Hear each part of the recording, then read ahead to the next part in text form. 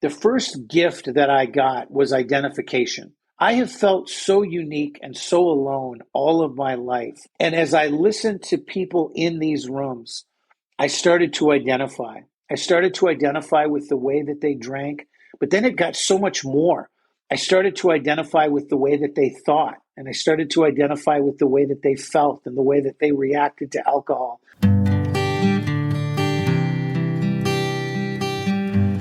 Well, hello, friends of Bill W. and other friends. You have landed on Sober Speak.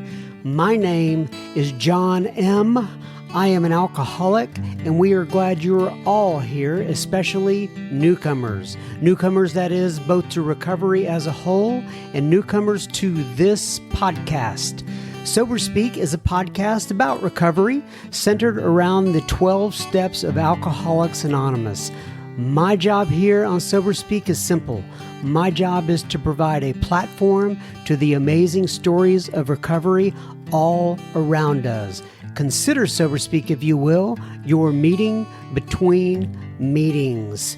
Please remember, we do not speak for AA or any 12-step community. We represent only ourselves. We are here to share our experience, strength, and hope with those who wish to come along for the ride. Take what you want and leave the rest at the curb for the trash man to pick up. Heidi, Heidi, Heidi, hi. Hody, hody, hody, ho. That little ditty's been stuck in my head lately. That was the voice of Mr. Jeff V on this here episode number 279 of Sober Speak that you just heard. And you will be hearing so much more from him in just a moment. But first things first, this episode is brought to you by Dave and Chris and Lou and Anonymous and Audrey and Mary Lynn. What, you may ask of yourself, did Dave and Chris and Lou and Anonymous and Audrey and Mary Lynn do? Well, they went to our website, www.soberspeak.com, that the lovely Mrs. M keeps in check for all of us.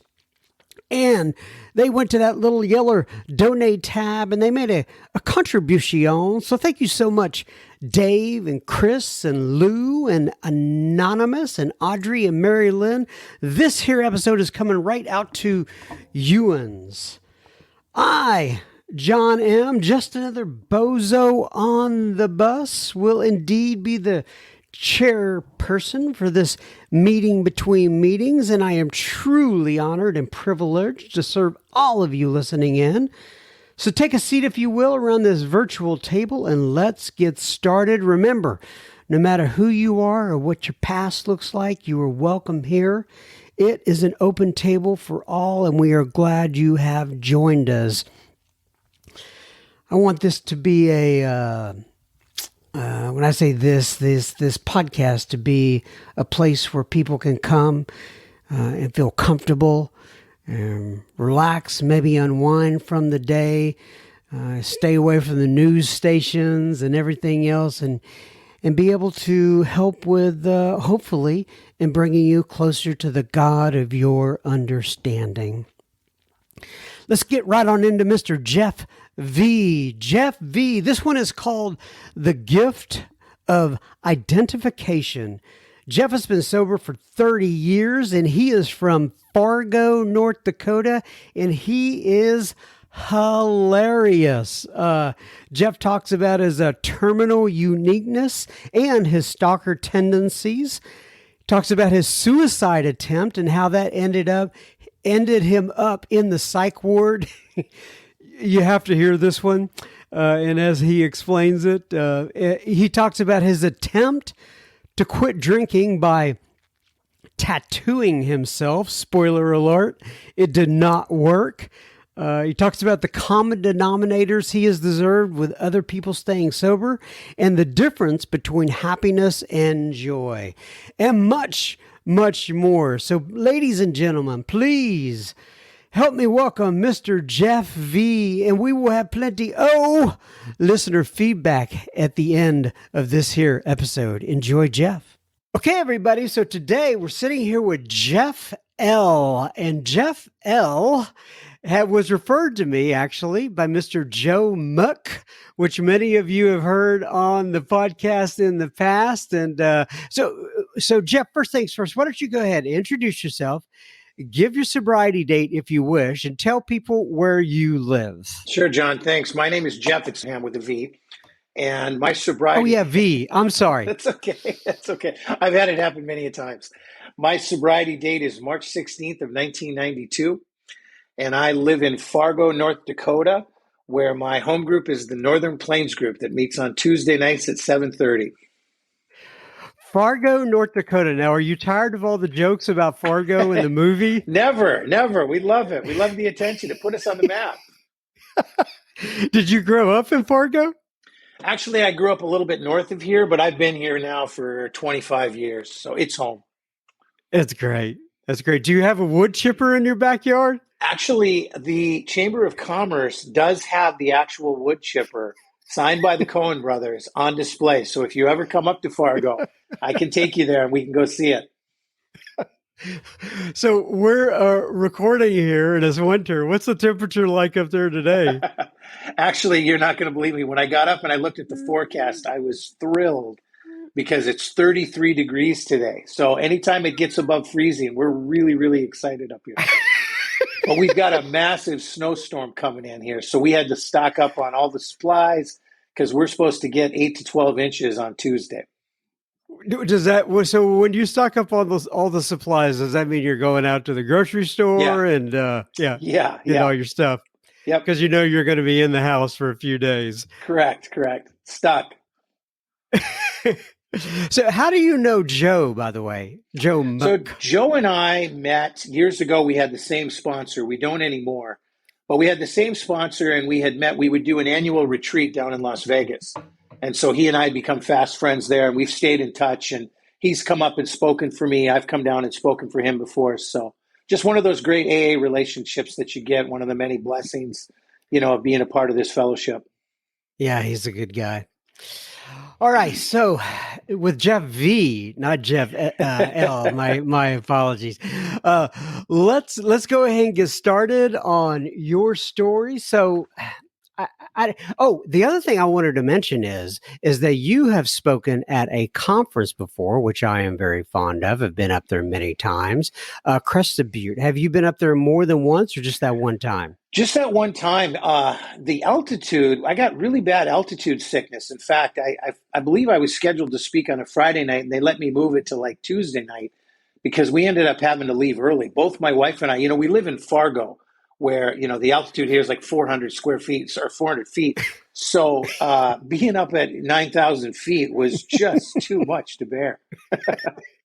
Yeah, and I get the same thing. I know exactly what you're talking about. Did they give you any oxygen or anything like that? Yeah, we had those cool little cans and those canisters that we were walking around, and I was drinking water, and we were doing everything we could, but it was tough.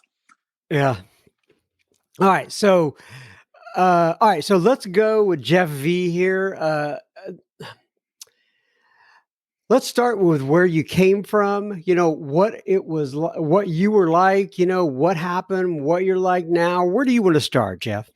Let's start with what we were like. I'll go back and I won't bore you with a lot of unnecessary detail. I think that for me, and this is just my belief, I did not grow up in an alcoholic home. I grew up with two parents who abnormal drinkers, to say the best. I mean, my father was in the Vietnam War and he got drunk and he blacked out. And he woke up the next day. He was mortified that he couldn't remember what had happened the night before. So much so that he never drank again. Right. My thing with my dad was, what the hell? Come on. You got to push through that. I had a mother who drank one glass of wine on Christmas Eve and she would not finish it. So I did not have good examples of how to drink. I grew up thinking that I would not drink. I grew up not wanting to be. I wanted to be a good kid. The problem for me, and I can't stress this enough, there's been something wrong with me long before I ever drank. Sometimes in AA, I think the idea is given is that people, are doing fine and then they drink. And because they drink too much, they have problems at work and they have problems with their finances and problems with relationships and all these different things. And that's not my experience. My experience was that I was screwed up long before I ever drank. I'm a kid who was walking around. I had a lot of anxiety. I had a lot of fear. I had an extremely racy mind. I'm the kind of guy, I take everything that's going on around me personal. I overanalyze things. I have what you might call a superpower of being able to deduce what people really mean based on their tones of voice or body language or things like that. I'm the guy who you can say, hey, hey, Jeff, it's nice to see you. That didn't sound sincere. I don't think people really like me, that kind of stuff. Right. And that's a superpower. I like it's a that. I've never thought of superpower. it. Yeah, I can tell what people really mean. I remember one time I was meeting a therapist, and I was explaining to her how sensitive I was and how I was always getting my feelings hurt, right? And she said, Jeff, when people say mean things to you, that's not uncommon that would hurt your feelings. That doesn't mean you're overly sensitive. And I'm like, yeah, but nobody's actually saying anything mean to me. I just sense that they want to. And that's my MO. I'm the kind of guy who, just to give you an idea of the ridiculousness of my sensitivity, I'm the kind of guy who gets deeply hurt when I'm not invited to something that I don't want to be at in the first place, right? But yet I feel left out, and I'm off moping. So I've just got this head full of bad wiring, and if you have that, you fall into a trap that I think a lot of us fall into, which is I start to compare the way I feel on the inside to the way everyone else looks on the outside, and of course you come up short. Nobody looks as anxious. Nobody looks as guilty. Nobody looks as fearful as I'm walking around feeling. And I don't know what to do with any of this. I'm looking for my spot in life and I can't seem to find it. I'm an eternal optimist, meaning I always think it's going to be better next year. I can vividly remember thinking, I screwed off in the 5th grade, but this is the 6th grade now. I need to buckle down. I've always been waiting to apply myself, apply my potential. And that day just doesn't ever seem to come for me. And so this in and of itself doesn't make me an alcoholic. It makes me neurotic, but it doesn't make me an alcoholic. There has to be one key ingredient. And that key ingredient for me was that I found the answer to my problems when I was 15. Now, I used to be embarrassed. Being 15 was when I took my first drink. And I used to think that was young. I used to talk about how young I was. My God, I got into AA and realized that blew me out of the water. We have people here that are 15. They've been sober like 10 years. So, it's not really a big deal. It's not as tragic as I once thought, John. And but I found the answer to what was wrong with me, which was alcohol. Alcohol is the great fixer for me. And, I'm a guy who walks around and I have all these holes, all these deficiencies. I can feel them in my makeup. And when I drink, it evens everything out. And it fills in all the blanks. And the best way I know how to describe it is I'm in my teens. I grew up in North Dakota. Out up here, there's not a lot to do. So we would always have these big bonfires and we'd be out in some field somewhere.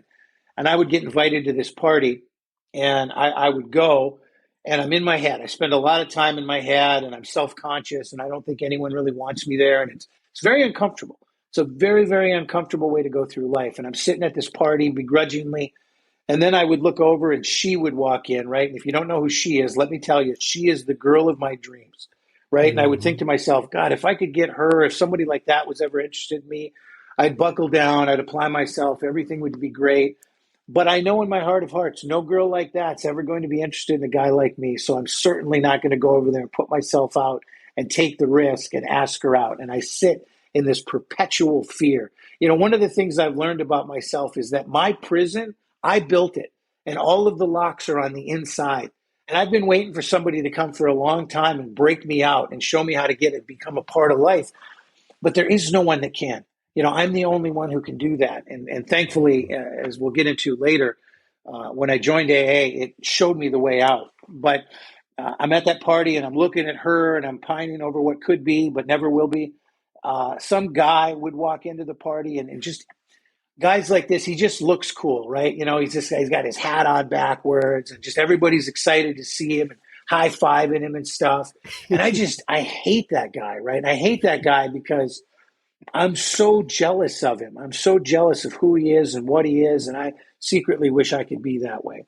That's who I am sober, right? That's the best I bring to the table. Then I start drinking at this party. And by the third or fourth drink, depending upon what it is, a magical transformation takes place for me. I mean, I literally feel like I stand up a little straighter. I look around the party and it all looks different, right? I'm so glad I came. Hell, I'm making this party. These people are chumps who don't know how to have fun. And here I am. And now I'm going to start righting some wrongs. So I go over to Mr. Hat on backwards and I let him know, hey, man, if you were looking for trouble, you found it. You know, I tell him about an hour ago when you got here, there was quite a bit of tension between you and I. He doesn't know this. He doesn't know there was some neurotic fool in the corner having an imaginary war, which, by the way, I will tell you, I have found that most of my wars, most of my conflict is just that. It's imaginary. And my logic's completely gone at this point. I don't care. I let this guy know if he wants to throw down, I'm ready. And then I leave him befuddled and I wander off to her, right? And but I'm no longer plagued with this fear, with this inadequacy, with this self-doubt. I don't have any of that anymore. And I go to her and I let her know, hey, I could have anyone I want at this party, male or female, and I'm picking you.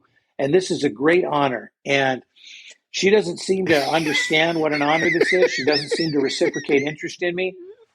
God damn, I'm not bothered by that at all. I'm like, I feel bad for her that she doesn't, that she's throwing away this great opportunity. That is what alcohol can do for me. Now, in AA, we often quickly want to talk about what alcohol does to us. To us is the consequences. It's the DUIs, it's the jails, it's the broken relationships, the divorce, the bankruptcy, all of the different things. But we forget sometimes there's a reason that we allow alcohol to do what it does to us. And that's because once upon a time, it was doing something for me, something quite magical, if I'm being honest. I have never found anything in my life that had worked up to the point that had worked as well as alcohol did for me. I'm convinced that alcohol prevented a teenage suicide. I really am, because I had no outlet. I didn't know how to deal with life. I didn't know how to deal with emotions. And I had the great equalizer in alcohol. So alcohol does something magic for me. And I made an unconscious decision right on the spot that I was going to drink as much as I could, as often as I could. And that's one promise I kept. I don't keep a lot of promises to myself, but that was one that I did keep, and I just took off. I noticed early on that I drink abnormally.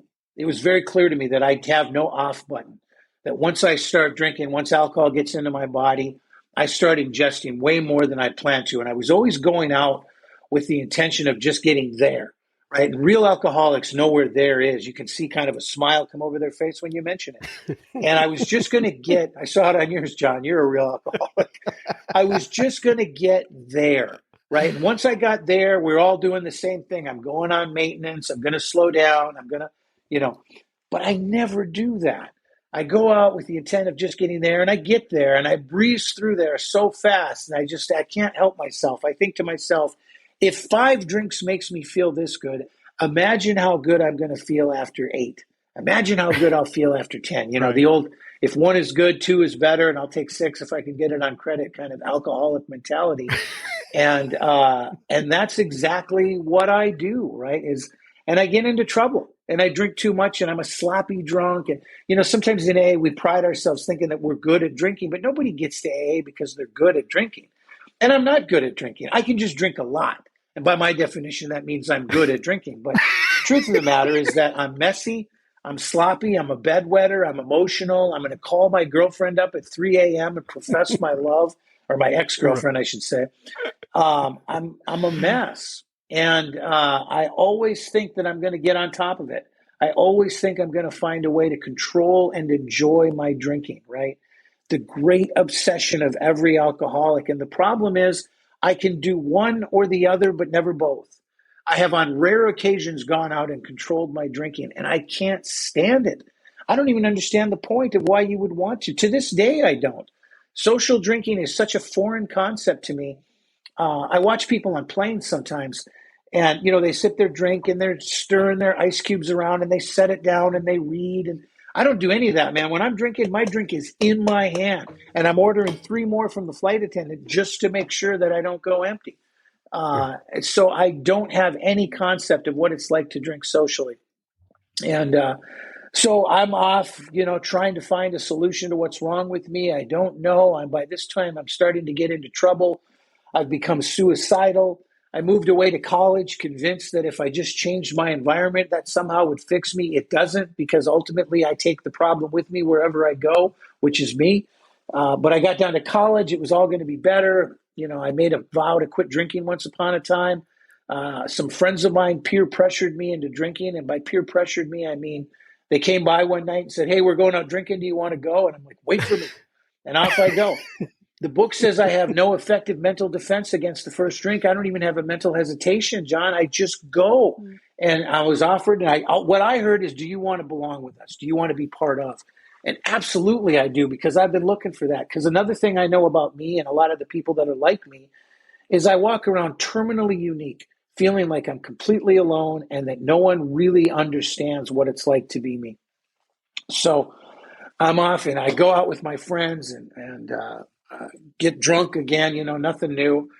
Another she was at the party, this time at college. She'd followed me down. There was always some girl of my dreams. I was feeling fantastic. It's just a place where alcohol can put a guy like me. And I remember I started walking over to her. And as I was walking over to her, this little voice inside of me said, "Tell this woman the truth. I'm probably going to marry this girl. I don't want to start my relationship off with her on lies. So tell this woman the truth." So by the time I got over there, I, I told her my story, the long unedited version. And that is not a good idea. I've been married for 26 years, as you'll hear. I don't know that I would dare tell my wife the long unedited version of my story right now. So I start telling this girl all this stuff and how I've thought about suicide a lot. But now that I met you, I'm not going to kill myself. And then I then I dropped the real bomb on her. I had been following this girl around, and I decided to tell her, I've been following you around, just checking you out. She was not flattered by that, like I thought she should be. And it's the first time I've had the word stalker thrown at me. Not the last, but and so this girl accuses me of being a stalker, and she says, "You scare me, and I want you to leave." And I was mortified. I was like, "You got to be kidding me!" So I left this party, and something snapped inside of me on my way back to my dorm room. And something snapped. I call it the flicker of the light of hope just went out. I just got so sick and tired of being me. And I went back to my dorm room. And by the time I got back there, I was hell bent on wanting to die and wanting to commit suicide. And I took a handful of pills. I was taking sleeping pills at the time. And I took a handful of pills. And I just waited to die. And some friends of mine had followed me back because I made such a scene. And they got back and they found out what I had done. They got very, frantic, of course. And my friend says to me, "Listen, we've got to get you to a hospital so that you talk to a priest. Because if you don't talk to a priest before you die, your soul won't be admitted to heaven." And I was so drunk that made sense to me at the time, right? I'm like, "Oh my God, you're right." I literally drove myself to the hospital. So I find a priest. We get there. They've called ahead. There's a nurse and two orderlies waiting for me. The nurse is running around like a chicken with her head cut off, and she needs to know what I took. Very important. And I brought the bottle with me. And I remember I pulled out the bottle and I showed it to her. And I'm like, "What I took were these sleeping pills."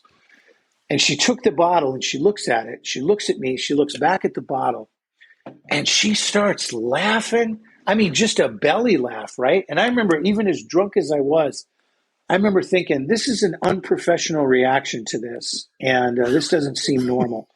And what had happened, I remember she finally pulled up the bottle and she stopped laughing, and she said, "Jeff, what you OD'd on were vitamin C tablets." So I was so drunk I grabbed the wrong bottle, and that's what and it didn't dawn on me. I remember when she told me that. I remember I said to her, I'm like, "Well, I took a whole handful of them." So I'm here to tell you that a handful of vitamin C will not kill you. And that got me into the psych ward. I'll tell you, I'm a guy who has not measured up his whole life, right? And I don't even measure up in the psych ward. I remember talking to other patients in there. I'm like, "What are you in for?" And some guy was telling me that he could talk to fish, and fish were giving him commands. I'm like, "That's legit." He's like, "How about you? What are you in for?" I OD'd on vitamin C. I mean, that's a real weenie reason to end up in the psych ward, and not part of my macho image. But what it did do is it gave me an introduction into Alcoholics Anonymous. And at the age of this, I was 19 at the time, and I went to my first meeting of AA. And I went in, and it's a funny thing. I've spent my entire life wanting to fit in, wanting to uh, gain the approval of people around me. Any group I've ever been around, I've sold out my morals, my beliefs, all just to gain the acceptance. And yet, I get into Alcoholics Anonymous, and I could not judge my way out of here fast enough. No matter what the case was, you're wearing a hat and I'm not. You don't know me. You're old, I'm young. I'm old, you're young. Whatever the case, I'm a male, you're a female. Whatever I could, I tightened the wagons up so much that ultimately it was like, if you're not Jeff V, you don't know me. And I judged my way out. In retrospect, I can tell you why. I didn't know at the time, but the idea of quitting drinking was so terrifying to me because while drinking is killing me and while drinking is causing me all kinds of problems, it's the only solution that I have. There used to be a speaker by the name of Cliff R. out of California, and he used to talk about, Cliff? He used to Cliff talk, Roach. yeah, Cliff Roach, yeah. And he used to talk about, I could give you a story, but I don't know if we should go into it on this or not. I could give you a story of when Cliff and I uh, Go ahead. we're on this panel, and I just accidentally left him high and dry because I'm cowardly. Anyway, um, but Cliff used to talk about, if he disconnecting yourself from that black ball, right? And if all you can do it for is for 20 minutes, if all you get is 20 minutes, then that's what you take. And at the end, that seemed to me, I used to get about a half hour of relief. And if that's all you're going to get, if that's the only way you know to get it, then you take it.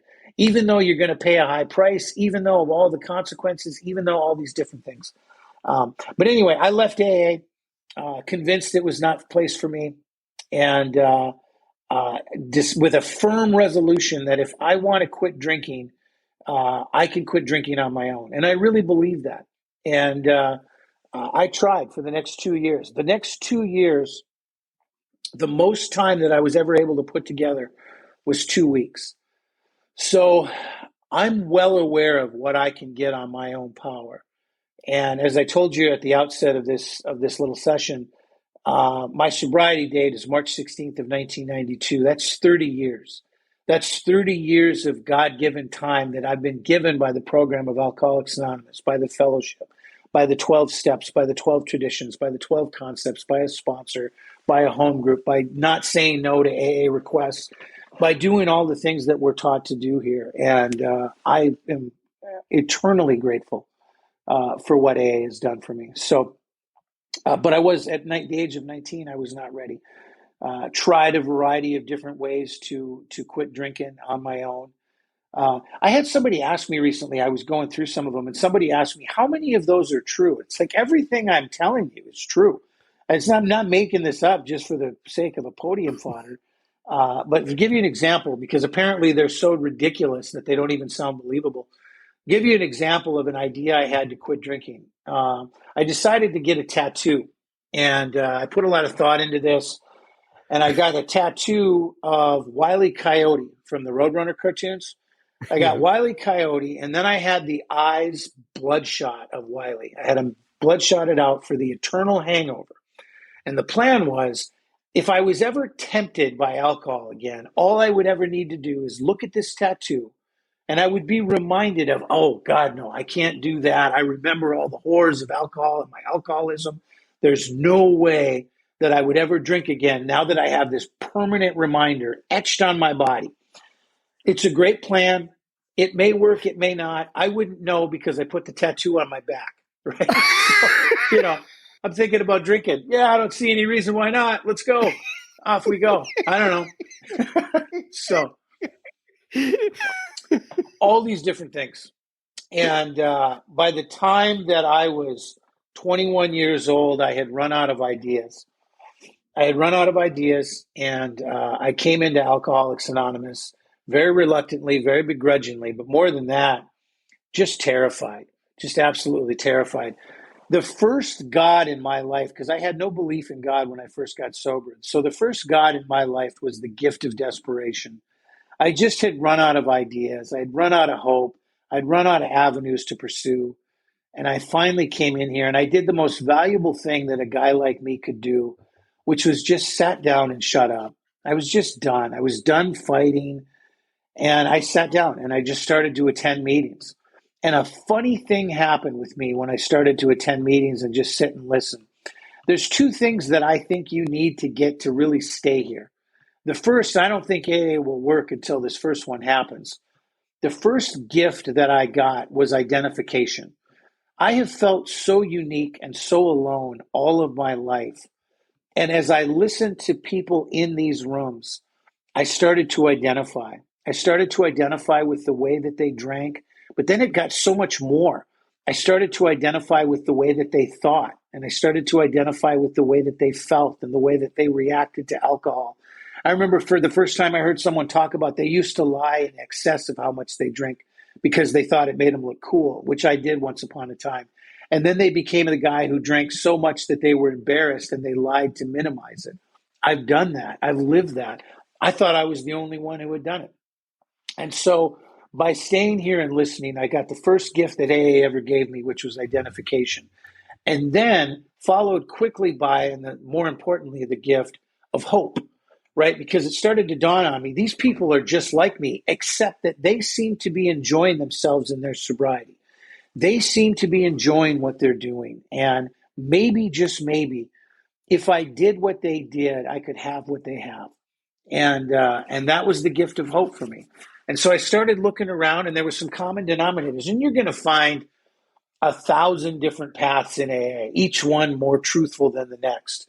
Big book thumpers who are religious about what it needs to be, fellowship people who that's the only thing that they need. I mean, there's just an abundance of paths, right? But there were some common denominators that I noticed from people who genuinely looked like they were happy to be sober.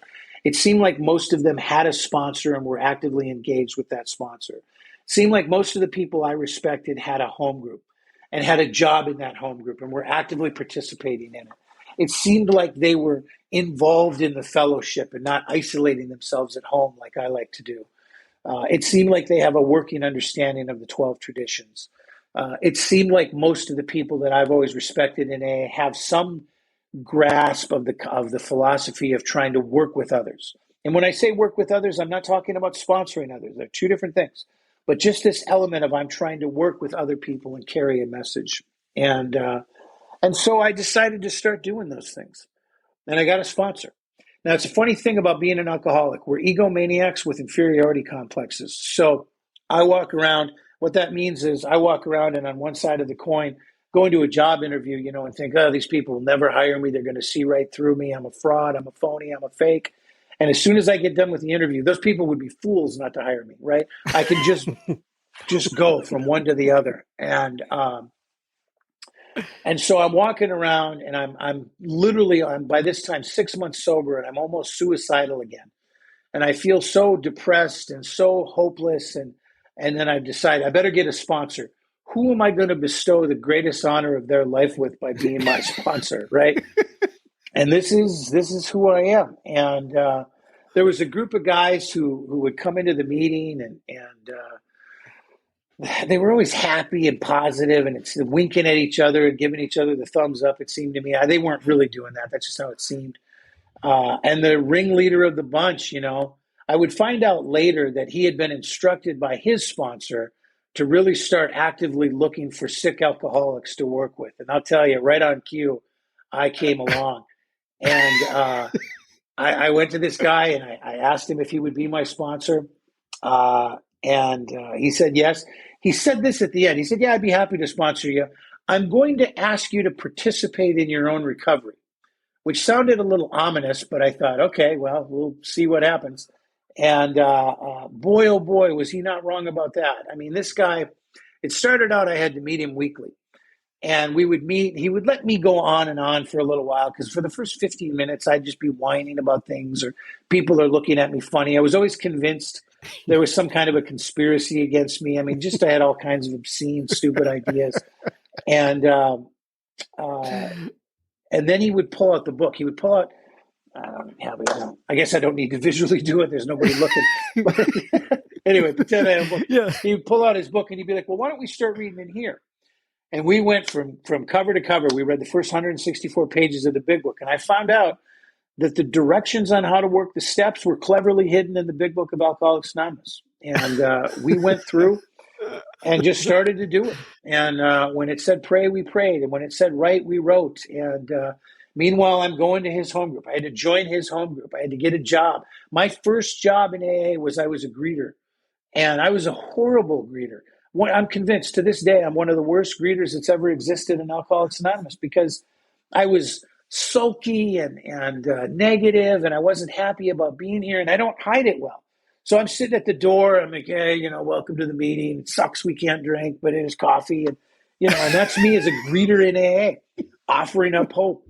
And, but my sponsor, God bless him, he just kept working with me, and we kept going. And so my sponsor would trick me into doing things. He would say things to me like, hey, we're speaking at the hospital on Saturday night. Can you go? And I never had any good excuse. I'm like, yeah, all right. He's like, okay, well, meet at my house at 5. Now, the meeting was at 8 o'clock. That seemed awfully early. But by this time, I just assumed that we were going to stand down there and greet for 3 hours like idiots. So I would show up at his house at 5:05. And right away, I would get the lecture on how there was 4 of us who were supposed to meet there. And I've just wasted 5 minutes of each person's life. So I've just wasted 20 minutes of people's lives in AA because of my selfishness and self-centeredness. I mean, he was always hammering me on this stuff. Then we get in the car, and we start heading out of town, right? And I'm like, I thought we were speaking at the hospital. He's like, yeah, we are, but it's in Bismarck, 100 miles away. And nobody told me this. I didn't sign off on this. I'm sitting in the back, right? I'm in the back middle hump. And John, you look like you know what I'm talking about. The younger crowd may not know, but if you're wondering, car manufacturers used to put a big, huge hump down the middle of a vehicle specifically to demean newcomers in AA who were late. And so I'm sitting in the back middle hump. I'm not happy about that at all. And I'm thinking to myself, this couldn't possibly get any worse. And I was wrong because Chris is in the front, right? Chris is in the front. And Chris is what I like to call the good one. Chris is all fired up on AA. He's been sober for about 3 weeks. His family's returned. He's been promoted at work. He loves AA. And Chris is in the front. He's like, hey, I made up a game that we can play while we're on the road. I'm going to pull out a copy of As Bill Sees It, and I'm going to read from it. And then we're going to guess what it's from. Is it from the big book, 12 and 12, a letter Bill wrote, who knows? And I'm like, no, absolutely not. I'm in the back thinking to myself, absolutely not. No, pull over and let me out of this car and I will walk home because what little bit of dignity I have left, I am not blowing it on that. What the hell did Bill write this in game? There's just no way. But you'll notice the important thing to note there was that that's what I thought. That's not what I said. And one thing I've learned about AA is much more concerned with what I do rather than what I think. And thank God, the program is into action, not into thinking. And people like me who are negative and stupid and closed-minded, I can act my way into better thinking. My problem is I've been trying to think my way into better living all my life. And AA came along with this ridiculous novel concept and said, why don't you try acting your way into better thinking? And that's exactly what I've done. So I didn't say any of that in that car at all. I just kept guessing grapevine and took second place in the what did Bill write this in game, which my sponsor seemed pretty impressed with me on a couple of them that I got right. He's like, wow, you knew that was the grapevine? Hell yeah, I did. And and that's been, the journey for me. I mean, I could give you countless other examples, but for over the last 30 years, what's happened for me, this is not some rocket to stardom. This has been about re-engaging in life. In fact, to be completely honest with you, I've got a daughter who's sobered up. She's been sober for 6 months, and she just had a major, major event happen in her life last night. And so we were up late and we were counseling, and my daughter ended up moving back in with us last night. And I'm grateful, of course, that we can provide her a safe and secure landing spot. But I was tired. I'm tired and I'm preoccupied, and I was thinking about that. And my knee-jerk reaction when I get uncomfortable is to start to bail on commitments. That's just, even now, that's who I am. It's my first response is, well, I can't do this podcast. I'm not in the right frame of mind. I'm not in the right headspace. But I have been taught to act better than I feel. I have been taught to show up and take the right action. And maybe it would have been a horrible talk. Maybe it is. I don't know. That's not the point. We're not in the entertainment business here. We're in the sharing our experience, strength, and hope business. And that's really all I can do is share my experience, strength, and hope. So I have a sponsor. I have a home group. I'm doing all these things. I'm living my way into better thinking. And I stay sober. I get to a year. I start talking to my sponsor about I feel like I'm missing a gleam in my eye that other people seem to have. He strongly suggests to me that I start working with others. It's been a cornerstone of my recovery for the past 29 years is that I try and work with other alcoholics in any way that I can. That could be giving a ride, that could be showing someone where the coffee is, or most importantly, my most effective 12-step work often is done with my ears, not my mouth, is just listening to someone. Hey, how are you doing? What's going on? Tell me about it. You look distressed. Let's talk. And that's what I've done. When I was 2 years sober, I met a girl who had what I'd been looking for all my life, which was an interest in me. And that's a really attractive quality. And so we started dating, and we were a big mess. And I won't go into all of that, but it gives me an idea how messy we were. We'd been dating for 3 months, and we started seeing a marriage counselor. And we weren't even engaged. And we were seeing a marriage counselor already, and we just screwed up. And, I was full of fear, and I require people to treat me special every day just so that I can believe that they actually want to be with me and just all kinds of stuff. But we stuck it out. And as I think I mentioned earlier, we just celebrated 26 years of marriage here. This not bad for a couple who was going. We had 3 beautiful children out of that marriage. I have a son whose middle name is Wilson after Bill Wilson. I have a daughter who my wife vetoed the name Abigail Dr. Bob because she doesn't understand the importance of AA. But I have this daughter. So we had this boy and this girl, and we're cruising along. And then we had this third child, totally unplanned. We had this third little baby. And now they're not babies anymore. 2 of them are adults, and my youngest is 15. And they all live in a house where they've seen their mother and father. My wife's a member of Al-Anon, and we have recovery coming in both sides of our house. And it's been a house full of laughter, and it's been a house. My sponsor has a great saying. He talks about self-realization without humor is depression. And so when I say that our house is full of laughter, it's full of the best kind of laughter, which is the ability to laugh at ourselves, the ability not to take ourselves so seriously. And so that's what I've done. I'll give you a story, John, and then maybe I'll kind of wrap it up. Years ago, I'd gotten into this thing. I wanted to figure out, what is the real payoff of AA? This was a big thing for me is what are we getting? And people tell you that we become happy, joyous, and free. And I started thinking about that one day, and I'm like, I understand freedom.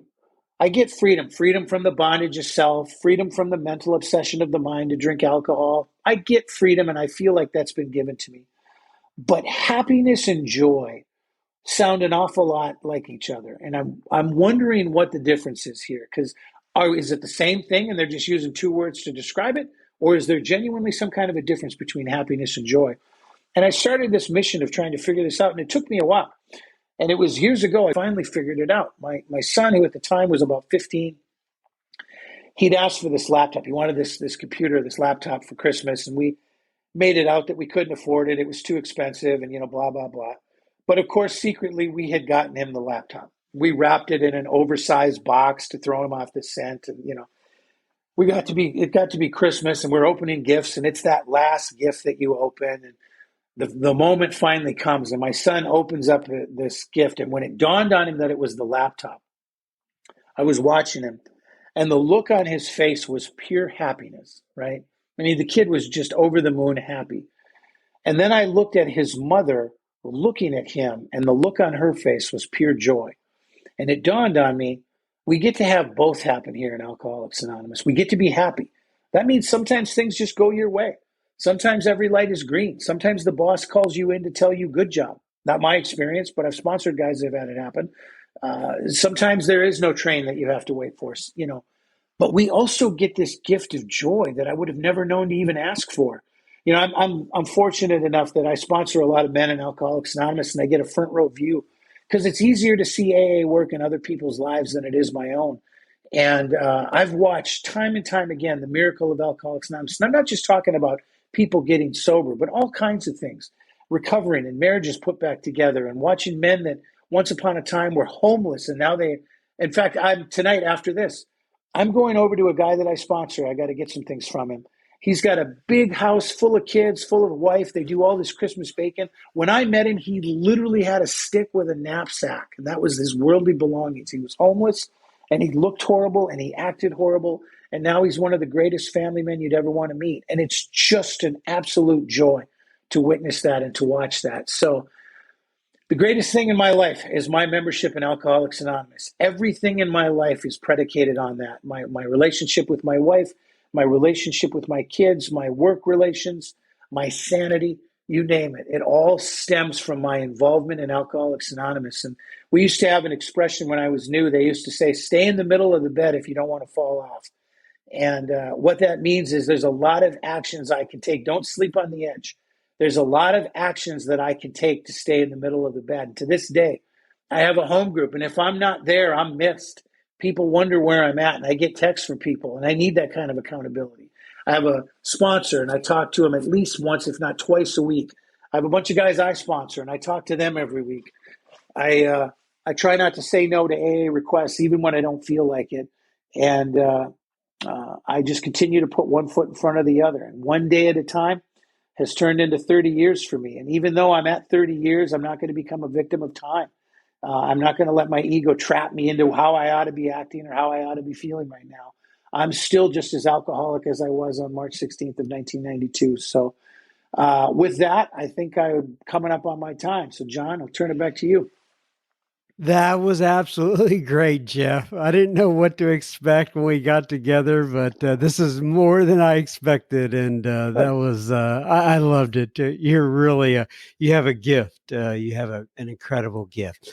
I always end it here with a by reading from page 164 from the Big Book.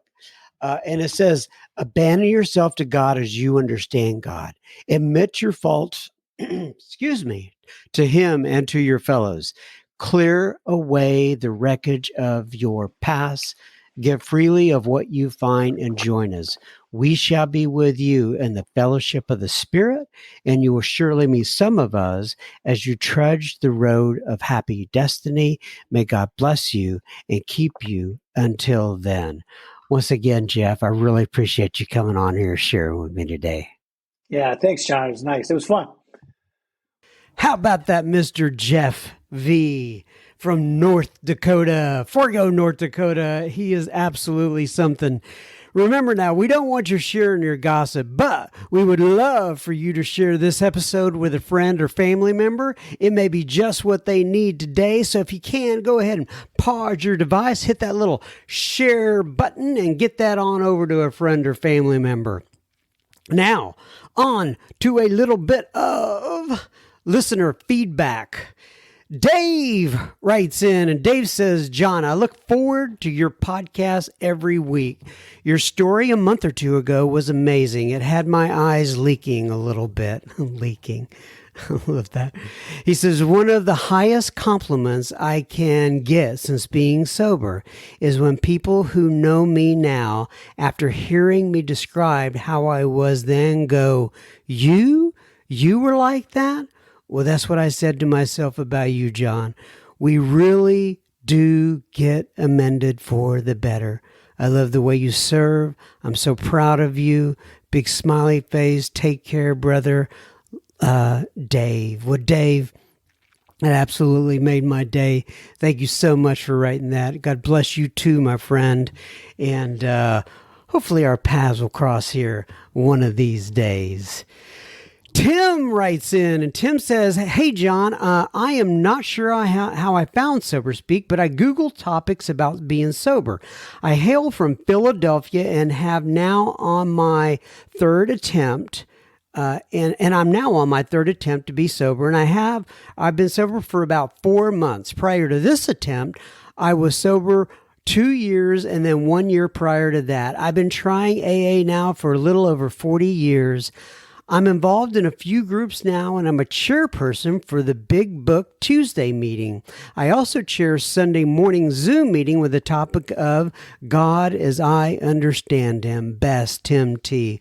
Well, my friend, it's never too late to quit, to try again, and I'm glad you got back up on that horse and rode it, or not rode it, and are writing it. I'm getting my tenses mixed up here, but anyway, Tim, thanks for writing in. I appreciate you, and keep on keeping on, my brother. John writes in, another John. He says, "Hey, John, I was just listening to your new episode with Gary Kay this morning, and I was surprised to hear you read the email I sent to you a few weeks ago." Well, John, you may be surprised here again. It really brought some light to my morning hearing what I wrote to you at that time. I had just finished my step 3. Well, I have since completed my step 4 inventory, and I went through step 5 with my sponsor earlier this week, and now I'm working through step 6. This confirms to me that I am on the right path, and the spiritual shift I have been feeling over the last while is the real deal. I like how you said that. This confirms to me I'm on the right path, and the spiritual shift I have been feeling over the last while is the real deal. Very nicely put there. I like that so much, John. He says, "I took my 30-day chip last week." Oh, and he sent a photo of the 30-day chip he got. Thanks for sending that, John. And he says, "And by the power of God, I am feeling stronger about recovery now than ever before. Your podcast has been instrumental in my recovery this go-around. I listen all day long while running my grader plowing snow. While running my grader, plowing snow 12 hours a day in northern BC, Canada." Oh my goodness. Well, that is so cool to know. I hope you're grading some snow or plowing some snow right now. He says, "I just listened to Bill C's whole series on the 12 steps yesterday, and I have started listening to Brian P's episode. Thanks for all you do for all of us in recovery. God bless you, Juan M." I kind of like that, Juan M. And then he puts big praying hands and a rock on symbol and a big emoji, a winking smiley face. So anyway, thank you so much, John. Juan M. Signing off here. Well, not signing off, but going on to the next listener feedback. Thank you so much, sir. Quan writes in, and Quan says, and Quan is a frequent writer in on the podcast, and he says, "Howdy, John, it's Quan.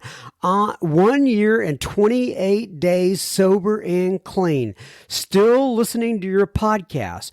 Only about 30 hours a week of it now. I'm slacking these days." And he put a big laugh out loud sign. And he says, "The obsession to use and drink have left me a month ago, but I'm still rewiring my thinking." Me too, Mr. Kwan. I get that. "Only my HP can help me." Man, do I relate to that, Kwan. He says, but I need my sponsor guide to discover what my character defects are. I too like that yours is a multi-bilingual. Laugh out loud. He's talking about my bilingual skills. Anyway, and he says a San Francisco construction worker signing off. And he added some photos of himself on the construction site. And it was good to see you in person there, Mr. Kwan. Thank you for writing in. Danielle writes in and she says, "Hello, John. I live in Grapevine, Texas." Well, that's down the road from me, Ms. Danielle. "And I'm currently 50 days sober. This time, hopefully the last time. I attend the Grapevine Unity group mostly, but sometimes I go to Clear Cut Directions in South Lake as well. I found your podcast via a random sobriety podcast search, and I was delighted to hear you're in the DFW area." Yes, ma'am, I am. She says, "I've been in and out of the rooms for 7-ish years, and I never knew about the circuit speakers until your podcast. Thank you so much for that. And of course, you have plenty Awesome interviews from many people that inspire me and keep me sober one day at a time. The first speaker that comes to mind is Marina C., episode number 273. During a past sobriety attempt, I attended the Language of the Heart in Colleyville and would occasionally be in the rooms where Marina was. I would hear her shares and think, wow, when I emotionally grow up, I want to be just like her. I never had heard her story before, and I'm so touched and honored that I got to thanks to the work you do. And thanks to Marina for sharing even at such a difficult time. Yeah, right after some death in her family. And anyway, she put a big heart here. And then she says, another episode that has given me the chance at sobriety is Buddy C., episode number 239. I have had a hard time putting to words why this episode resonates, but I guess Buddy's story gave me permission, I think that's the word to use, to stop battling with having to define my higher power. It just is. That's very good. She says, the Ken D episode cracked me up. Yes, I love Ken D and I love Buddy. She says, your story was amazing as well. I laughed and I cried and I found so much inspiration in your strength. So thankful you decided to share it with us.